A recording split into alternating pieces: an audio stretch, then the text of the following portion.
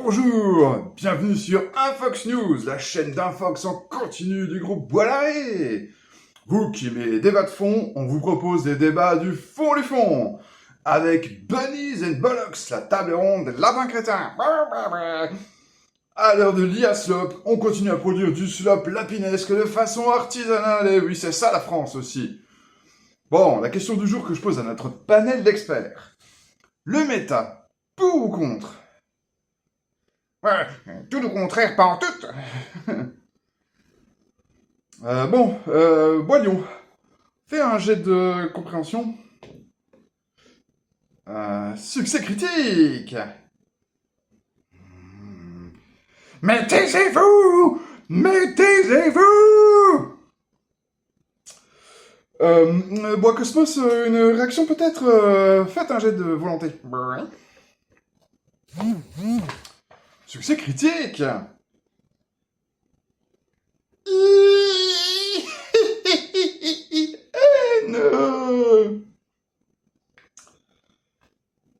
Ok, on poursuit le débat.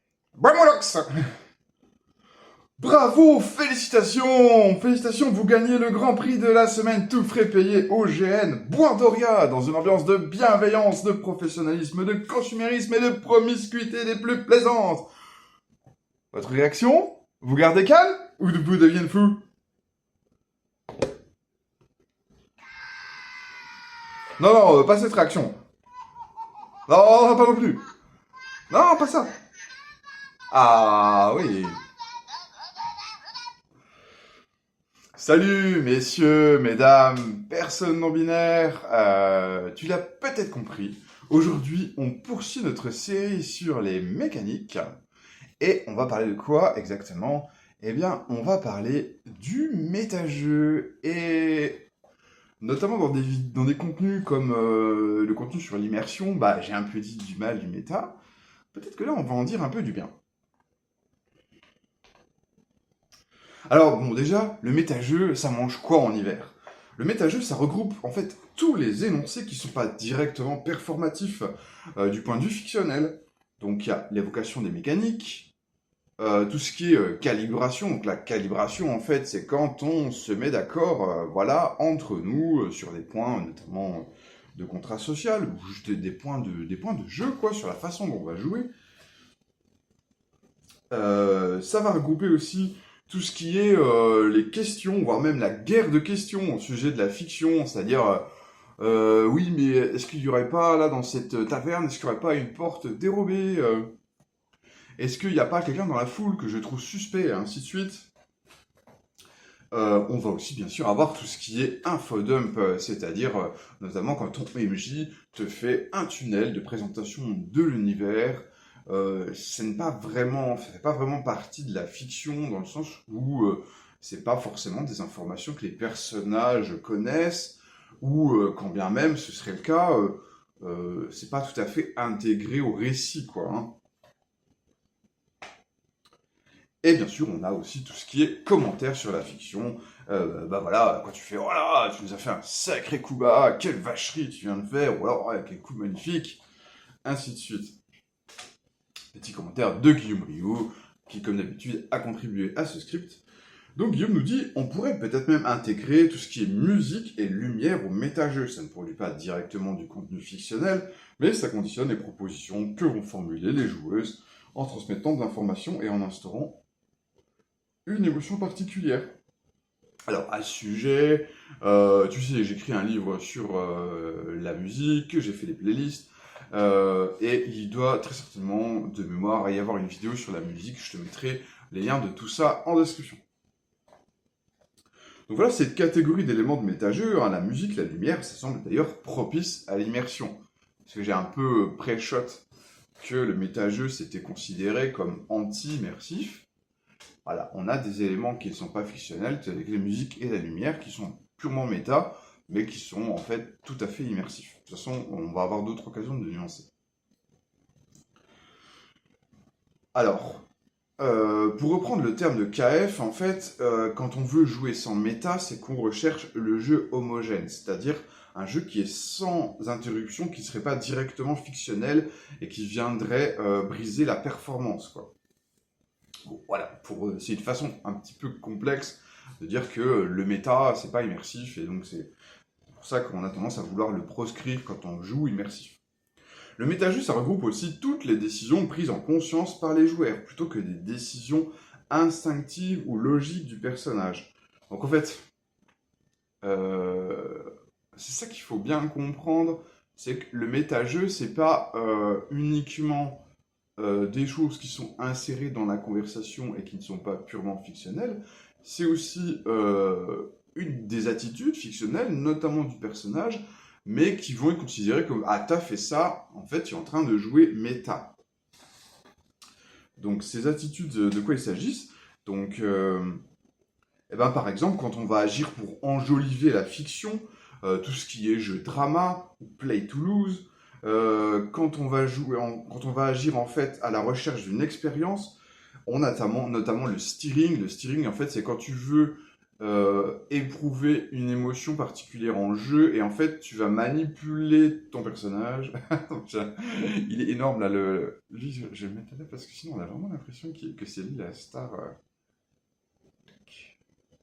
Et bah, moi, tu me vois de la valette, hein? Oui, oui, oui. Voilà, donc on a ces choses-là, hein. Le stealing, donc c'est quand on recherche une émotion, donc on va manipuler son personnage pour nous amener vers cette émotion-là. Euh, et également, bah, je te renvoie à un contenu qui s'appelle Jouer du décalage entre fiction et méta, hein, qui parle un petit peu de tout ça. On a bien sûr tout ce qui est conseils tactiques entre joueurs, alors que les personnages sont séparés et ne peuvent communiquer. Tout ça, c'est du méta. Euh, Surtout si... Donc, il y a un méta-jeu parole, c'est quand il y a un joueur qui est pas... son personnage n'est pas à côté du tien, mais il dit «Oh, ouais, ouais, tu devrais quand même faire ça et tout». Donc, et il y a un méta-jeu attitude, c'est quand toi, tu tiens compte du conseil, ah, alors que bah, ce conseil, ton personnage n'a pas reçu, quoi. Et enfin, il y a tout ce qui est le fait de jouer en tenant compte des personnalités des joueurs. Par exemple, il y a ce qu'on appelle jouer la MJ, c'est-à-dire, en fait, quand en tant que joueur, tu sais que il y a une façon d'agir qui va être plus facilement valorisée par ton TMJ, qui va plus un peu flatter entre guillemets ses bas instincts, qui va te permettre de gagner le scénario, quoi. Euh, Il y a aussi tout ce qui est du registre de j'agis ainsi parce que je sais que X joue toujours des traîtres, donc je vais me méfier de X parce que X joue toujours des traîtres, alors que le personnage, lui, n'est pas du tout conscient qu'il y a une sorte de multivers dans lequel les fictions s'enchaînent et la personne qui manipule l'autre est toujours un traître, enfin joue toujours les traîtres. Bref. On va refaire par contre la distinction entre le méta-jeu et le hors-jeu. Comment La fameuse phrase passe-moi le coca ou passe-moi, je sais pas, je sais pas de coca, mais voilà, passe-moi ce truc là, passe-moi ce pion. Euh, c'est euh, c'est plus du jeu, donc c'est du hors-jeu, alors que le méta-jeu c'est toujours du jeu. C'est juste que le méta-jeu n'est pas dans la strate de liste, donc je te renverrai sur la notion de strate. C'est pas dans la strate de l'histoire ou de la simulation. À ce sujet, je te renvoie aussi sur l'article de Valentin T sur le jeu de rôle comme simulation. Petit commentaire de Guillaume Rio. Pour distinguer en fait ce qui relève du hors-jeu ou du méta-jeu, bah, il dirait que le hors-jeu concerne les éléments qui seraient présents en fait si les personnes réunies pour la pratique à pratiquer une autre activité, que ce soit se nourrir, se balader en forêt, enfin voilà, bref, et tous les énoncés liés à ces éléments. Un travail d'équipe et compagnie. Donc le méta-jeu, lui, par contre, il est lié à la partie, il est lié au fait qu'on est en train de faire du jeu de rôle, quoi. Et il n'existerait pas ou n'aurait pas de sens si les personnes pratiquaient une autre activité. Donc, je rappelle que le méta-jeu, c'est pas quelque chose qui fait consensus. Il peut être proscrit en fait pour plusieurs raisons. D'ailleurs, raisons également pour lesquelles on va proscrire le hors-jeu. Donc, il est considéré que le méta-jeu brise l'immersion, parce qu'en fait, l'illusion est dénoncée, tout simplement. Hein.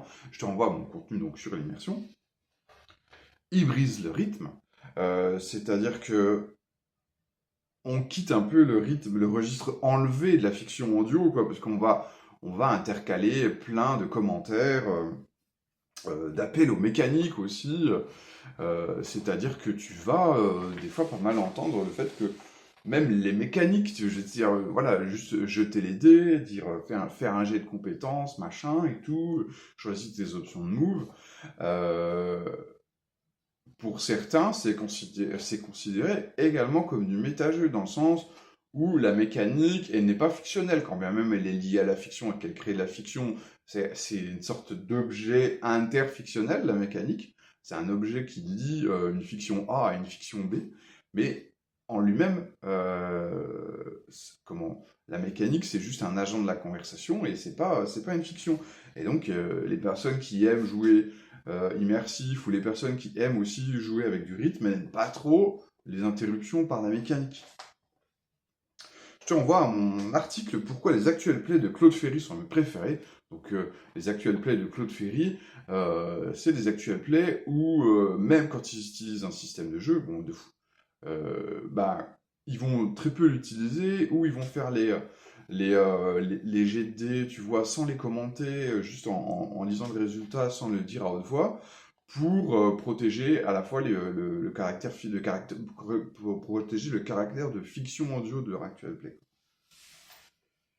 Également, on considère que le méta-jeu brise l'équité, c'est-à-dire quand on tient compte d'infos dont le personnage n'a pas connaissance, c'est pas équitable, c'est plus du jeu, quoi.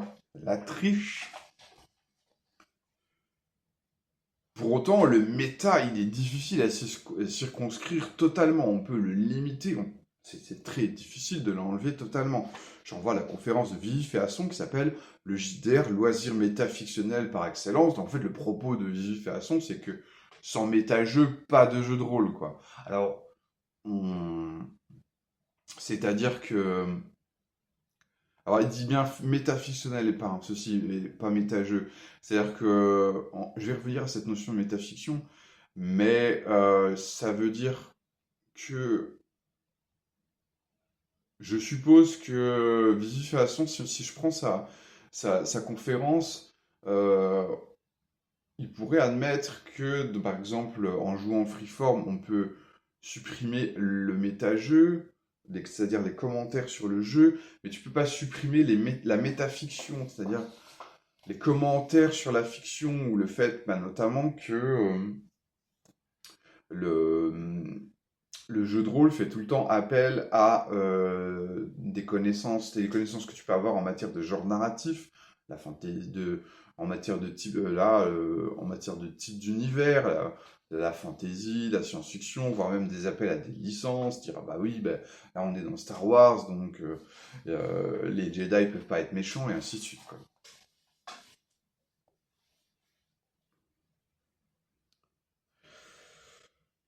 Et de toute façon, il y a pas mal de raisons pour garder le méta. Ouais, j'y viens enfin, voilà, au bout de 13 minutes, j'explique pourquoi le méta, c'est bien. Premièrement, parce que il y a des choses qui me paraissent assez essentielles, c'est la calibration, c'est-à-dire se mettre d'accord entre joueurs, se mettre d'accord entre MJ et joueurs, pour avoir un jeu, on va dire, consensuel, quoi. Et surtout dissiper les malentendus. Il y a tout ce qui est les débriefs intermédiaires, c'est-à-dire faire des pauses au milieu de la partie pour dire ok, là, est-ce que la partie va dans un sens qui convient à tout le monde? Est-ce qu'il y a des problèmes? Est-ce qu'il y a des questions? Pour moi, le débrief intermédiaire, il est très important. Je préfère faire des débriefs intermédiaires que des débriefs finaux, quoi. Bien sûr, il y a la sécurité émotionnelle. Je veux dire, il est hors de question d'interdire une carte X sous prétexte que ce serait méta. Et bien sûr, il y a aussi le bien-être physique. La fameuse carte pipi, c'est une carte qui permet d'interrompre la partie pour dire il faut que j'aille faire pipi. Bon, je suis pas en train de te dire qu'il faut absolument autant... Enfin, faut pas... De même qu'il n'y a pas besoin d'une carte X physique pour l'utiliser. Moi, j'ai jamais de carte X physique, c'est juste on dit carte X, quoi. Autant il n'y a pas besoin de carte pipi physique mais bon, c'est juste que tu vas pas t'interdire de demander une pause simplement sous prétexte que demander une pause ce serait méta ou hors-jeu, quoi. On est d'accord. Ça n'a aucun sens d'interdire ça. On a cette idée que alors ça, on peut en discuter, mais il y a des écoles de jeu qui estiment que c'est bien de jouer en transparence, c'est-à-dire que il n'y a pas vraiment de secret entre MJ et joueurs ou entre joueurs entre elles entre eux.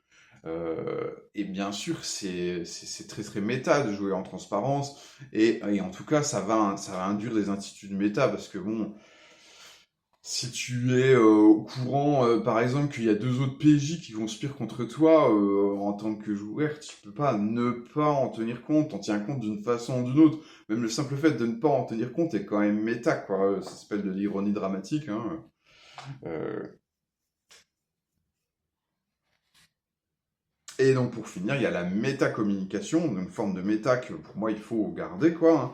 La métacommunication, c'est communiquer ses intentions plutôt que de se borner à annoncer les choses en RP ou en mécanique. C'est-à-dire, bah, notamment dans les écoles de jeux immersives, euh, il y a vraiment ce truc de...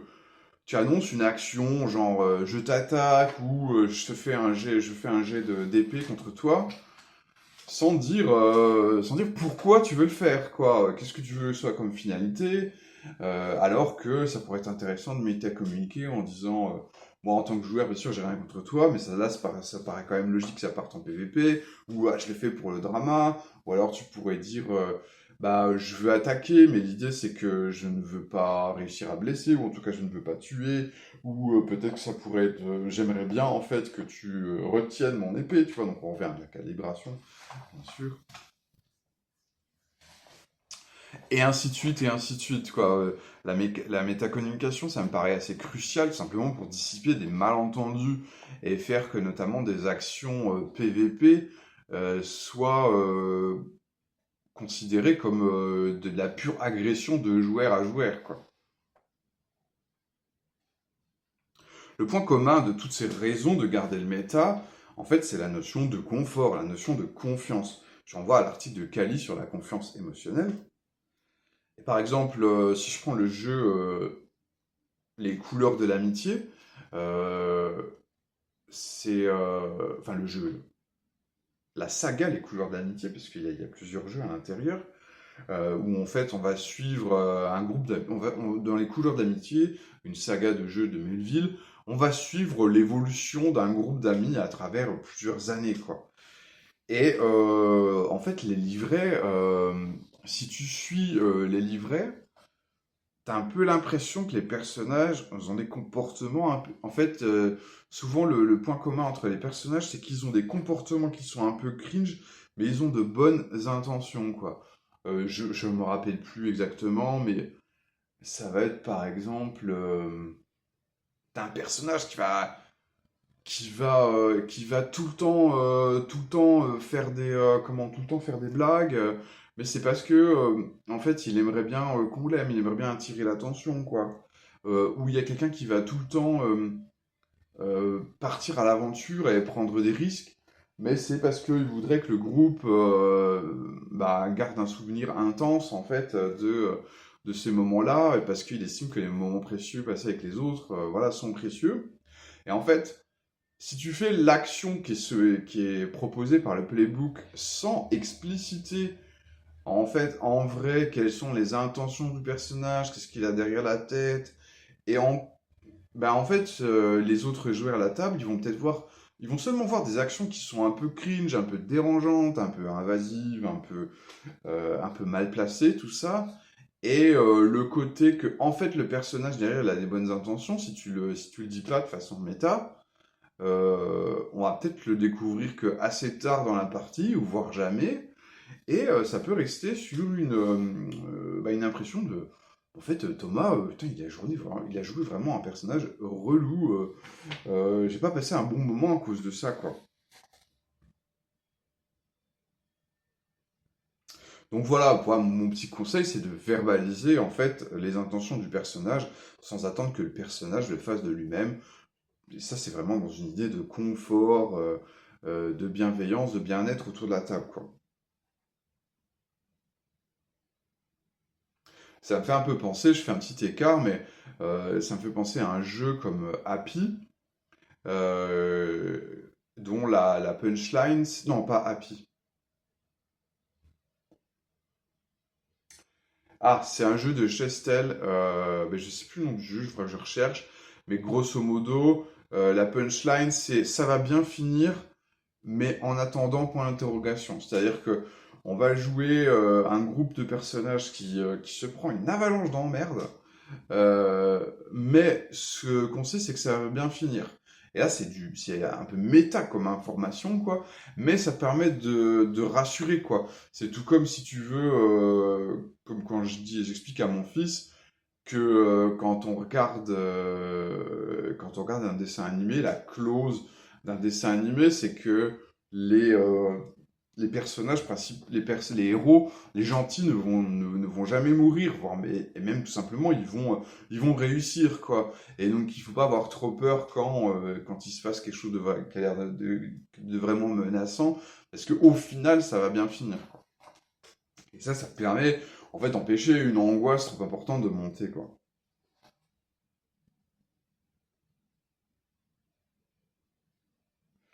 Euh, le méta aussi, ça va servir à établir des fictions spéculatives, des fictions non performatives. J'envoie mon contenu sur le non-dit, le non-jeu, le non-joué. J'ai aussi dans mes bacs un contenu sur le RP pour du beurre. C'est-à-dire que voilà, c'est intéressant de dire des choses pour du beurre. Ah, mon personnage, il aurait pu faire ça, finalement. Il avait très envie de faire ça, mais il le fera pas et tout. Ah, imagine, ça se serait passé comme ça.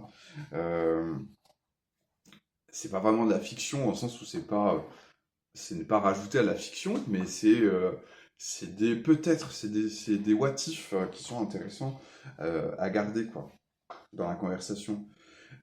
Évidemment, c'est pas mal aussi le méta pour balancer des punchlines ou des actions qu'en vrai, notre perso n'oserait pas faire, mais il en a un petit peu envie, quoi.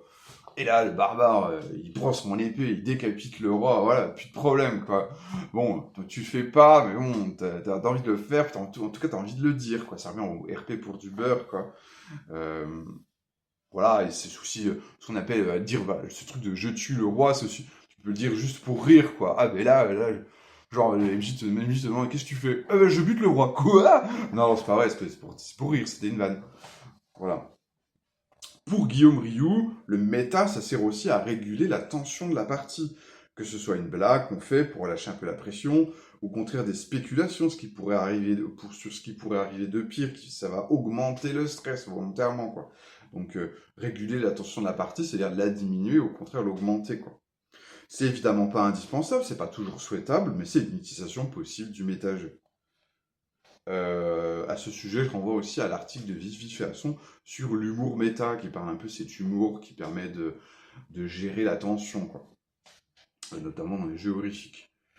Euh, Moi, Thomas, j'ai un peu l'impression que tous ces usages du méta, ils relèvent de la sécurité émotionnelle étendue, quoi. La sécurité émotionnelle étendue, c'est l'idée que on va pas arrêter juste la sécurité émotionnelle à la gestion des scènes les plus traumatiques, mais tout simplement la sécurité émotionnelle étendue, c'est une attention portée au bien-être en général, quoi.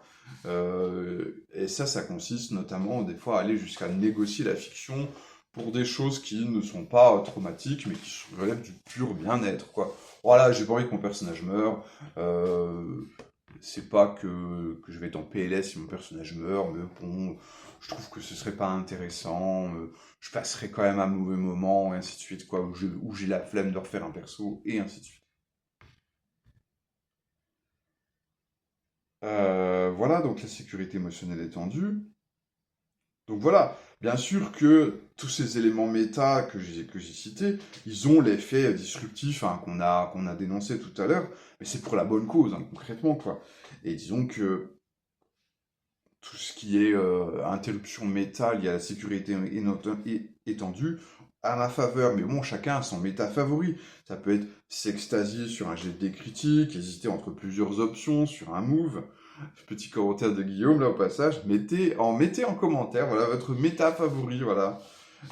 C'est quoi, qu'est-ce que vous préférez faire en méta? faire des jets de dés pour du beurre, comment féliciter les bons coups des autres, je ne sais pas quoi. Alors, il faut aussi considérer, si tu veux, que la fiction, c'est pas le seul objectif de la partie. Euh, alors, je te renvoie notamment à la notion de jeu social. Le jeu social, le but dans le jeu social, le but principal d'une partie, c'est être avec ses amis ou faire des rencontres. Enfin, voilà, c'est vraiment le côté convivial en fait, hein. Le jeu mécanique, dans le jeu mécanique, euh, l'intérêt principal d'une partie de jeu de rôle, c'est de lancer les dés, entre guillemets, c'est d'éprouver les mécaniques. Voilà, c'est vraiment être dans le gameplay, quoi. Et donc, évidemment, c'est très, très, très méta, hein, ce truc de jouer pour le gameplay. Et également, la fiction n'est pas la seule composante de la performance. C'est-à-dire que quand j'ai parlé du jeu homogène, je parlais de cette notion d'interrompre la performance, mais tu peux interrompre la fiction sans interrompre la performance. C'est-à-dire que le méta-jeu en lui-même, il peut servir la performance en tant que métalangage. De même que, voilà, c'est-à-dire quand tu vas lancer, enfin un truc tout bête, mais si tu lances un dé d'une façon significative, théâtrale, eh bien, tu restes dans la performance, quoi. Et c'est ça le métalangage, c'est l'utilisation du méta pour amener des informations, des émotions supplémentaires, quoi. De même qu'il y a la mise en scène de soi en tant que joueur. Je te renvoie à un article que j'ai écrit qui s'appelle On joue deux rôles. C'est-à-dire que tu joues ton personnage, mais euh, tu joues aussi toi d'une certaine façon. Par exemple, le fameux conseil d'Apocalypse World, sois fan des personnages des joueurs. On voit clairement que si tu fais ça, en tant que MJ, tu fais un RP fan de tes joueurs. Enfin, je dis pas qu'en tant que MJ, t'es pas fan de tes joueurs, mais là, tu vas surjouer.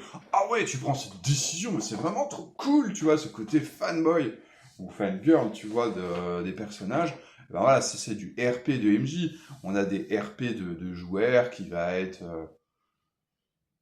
je sais pas, tu peux faire semblant de faire partie des joueurs blasés, au contraire, tu peux surjouer le fait d'être joueur enthousiaste, ainsi de suite. Enfin, choisis ton RP de joueur, quoi, comme tu veux, quoi. Ton double RP, quoi. Et donc ça a autant d'impact sur le ressenti de la partie que l'interprétation de notre personnage. Euh, L'ironie dramatique aussi, c'est important si on considère qu'on est à la fois auteur et public de la fiction, quoi. Petit commentaire de Guillaume Rioux sur l'ironie dramatique. Donc l'ironie dramatique, hein, je rappelle, c'est quand le personnage n'a pas d'informations que le public, en l'occurrence les joueurs, ont, quoi. L'ironie dramatique, c'est aussi un moyen paradoxal d'immersion dans la fiction. C'est-à-dire que, à défaut de totalement incarner le personnage, c'est-à-dire que t'as quand même accès, même si ton personnage n'est pas là, t'as accès à toute la fiction. Donc, certes, l'ironie dramatique, c'est clairement quelque chose qui nuit à l'immersion dans le personnage, mais ça ne nuit pas à ce qu'on appelle l'immersion dans l'univers ou l'immersion dans la narration, quoi. Et également, oui, ce que je voulais dire surtout, Guillaume, c'est que sans ironie dramatique, il y aurait certains tropes qui pourraient pas avoir lieu. Par exemple, si tu prends dans un jeu comme Cthulhu ou pas mal de jeux d'horreur, en fait, euh, les personnages, ils feraient demi-tour face au risque et à l'horreur absolue, quoi. Je veux dire, les personnages, ils sont un tout petit peu rationnels quand ils sentent que la situation a l'air un peu trop dangereuse et inquiétante, ils vont se barrer. Et en fait, l'ironie dramatique, c'est qu'on les fait ne pas se méfier pour continuer à explorer la situation d'horreur, quoi. Donc, dans ces cas-là, l'ironie dramatique, elle est essentielle à ce que la fiction se poursuive, en fait.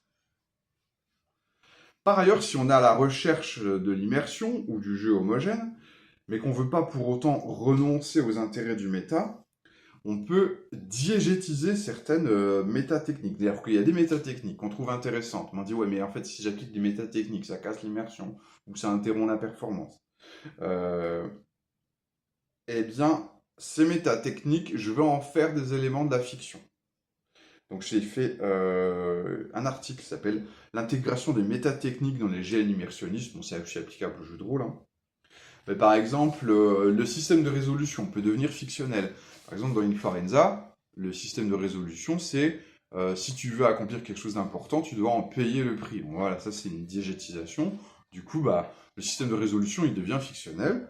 Euh, Dans les centres, le GN jeu de rôle, les centres, il y a les esprits fuites qui sont les esprits fuines qui sont une personnification des joueurs, c'est-à-dire que les personnages ont une petite voix qui leur parle dans leur tête.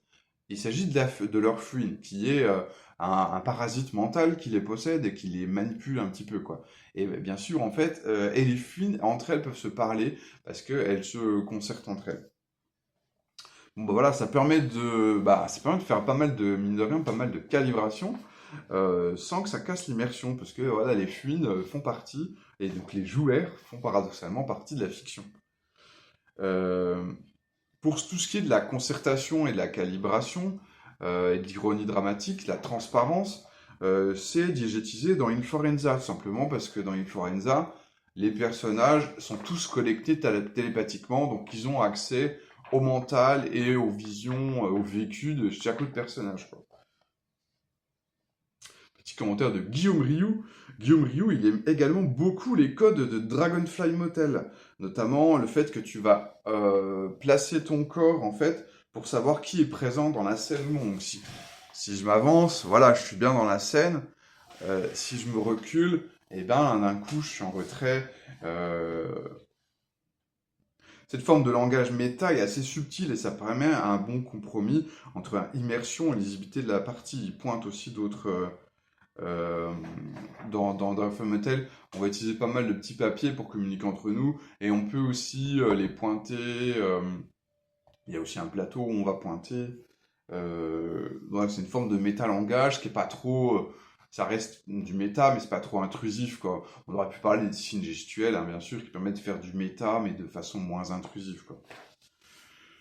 On peut également tenter des choses intéressantes, comme dramatiser les commentaires des joueurs sous la forme d'un chœur antique, comme le chœur dans le sens choral, hein, euh, pas dans le sens chœur qui bat. Apparemment, dans le théâtre antique, on avait le chœur.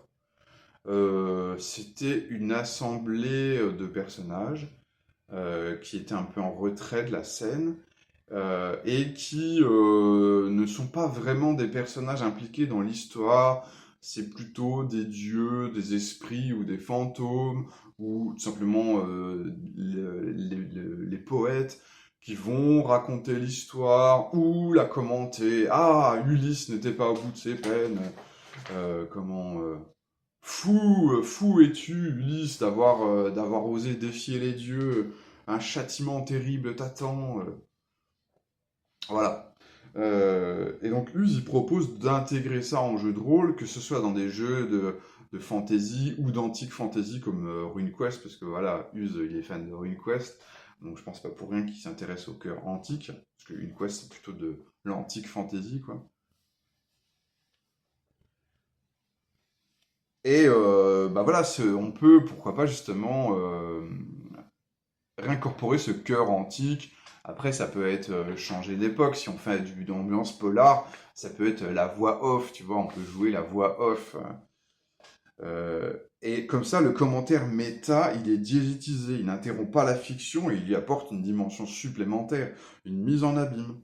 On peut d'ailleurs jouer avec ce cœur en apportant de l'ironie dramatique ou des interactions absurdes.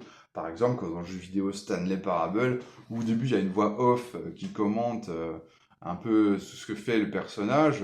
Généralement, elle le fait en paraphrasant, dit oui, le personnage but un café et tout. Et il y a un moment, tu as le choix, par exemple, entre la porte de gauche et la porte de droite. Tu prends la porte de droite. Et là, la voix off dit non, non, le personnage prit la porte de gauche. La voix off se met à donner des ordres, tu vois. Une espèce de bris du quatrième mur, un peu absurde. Et on peut faire des choses un peu drôles comme ça en jeu de rôle, quoi. Je t'invite à voir aussi l'article métafiction de Wikipédia sur la métafiction, justement, parce que le concept de métafiction, c'est vraiment quelque chose qui peut aller très très loin dans la mise en abîme. C'est notamment des fictions à l'intérieur de fictions, des fictions qui interagissent les unes entre les autres, ainsi de suite. Et ça donne forcément envie aussi de te renvoyer vers le vertige logique, vers mon jeu de rôle Orfrey et en Racine, où on joue des biblionautes qui explorent un roman. Donc en fait, on a une partie de jeu de rôle qui interagit avec un roman, avec une fiction qu'on va explorer. Euh, je te renvoie à mon compte rendu de partie d'I. Florenzard dans Quête d'auteur, où on se joue nous-mêmes, qui jouons une partie de jeu de rôle, dans laquelle les personnages jouent une partie de jeu de rôle, dans laquelle ils rejouent une partie de jeu de rôle, dans laquelle des personnages viennent les voir pour les forcer à dire «Oh oui, mais en fait, vous jouez pas notre rôle comme ça, il faut le jouer comme ceci», ainsi de suite. Donc la mise en abîme, de la mise en abîme, de la mise en abîme. Je te renvoie au génialissime jeu de Comartin, l'Hôtel du Lion Rouge, voilà, qui est beaucoup sur, c'est presque un jeu narratif plus qu'un jeu de rôle, quoi. Mais il y a vraiment, ça te propose des consignes méta tellement drôles, quoi, tellement innovantes que tu auras envie de réincorporer dans d'autres jeux de rôle après, quoi. Je parle aussi beaucoup, parce que ça te propose en fait plein d'exercices oulipiens, hein, tout simplement, quoi. Je te propose aussi beaucoup de contenu sur le méta dans l'article Méta, je t'aime, moi non plus. Et bien voilà, on n'en a pas fini du tout sur la série sur les mécaniques qui promet d'être assez longue. Je pense même que je vais rajouter une capsule dessus parce que j'ai encore un peu évolué sur la notion de jeu programmatique. Et donc, je me tâte pour faire une capsule totalement dédiée aux jeux programmatiques. Voilà, on se dit à la prochaine. Ciao!